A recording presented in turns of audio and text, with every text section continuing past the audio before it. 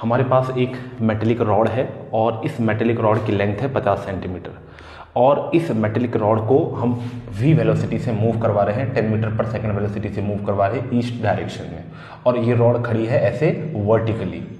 और अर्थ का जो हॉरिजॉन्टल मैग्नेटिक फील्ड है, यानी कि हम अर्थ के मैग्नेटिक फील्ड को या तो इनवर्ड मान सकते हैं या आउटवर्ड मान सकते हैं, इस तरीके से ये हॉरिजॉन्टल है।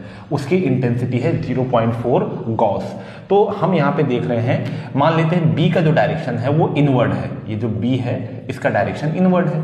अब जो b, l और v, अगर हम तीनों को ध्यान से देखें तो जो हमारा b है, जो l है और जो v है, ये तीनों ही म्यूचुअली परपेंडिकुलर है। और मोशनल ईएमएफ के लिए ये नेसेसरी कंडीशन होती है।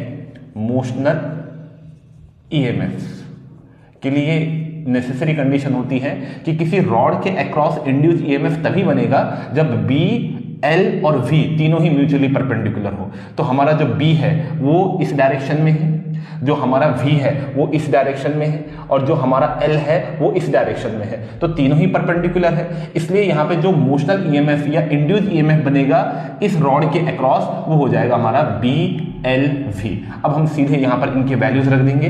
अब हमें मालूम है यहाँ पर कि जो b का वैल्यू है वो है 0.4 गॉस, और गॉस को अगर हमें टेस्ला में कन्वर्ट करना है तो 10⁻⁴ का इंटू करना पड़ेगा। और उसके बाद इसकी जो लेंथ है वो है 50 सेंटीमीटर, तो 50 इंटू 10⁻² मीटर हो जाएगा।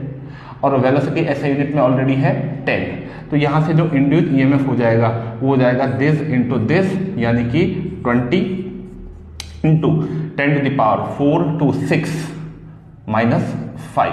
तो इसको हम लिख सकते हैं 0.2 इंटू 10⁻³ वोल्ट या फिर 0.2 मिली वोल्ट। तो हमारा जो करेक्ट आंसर हो जाएगा वो हो जाएगा 0.2 मिली वोल्ट।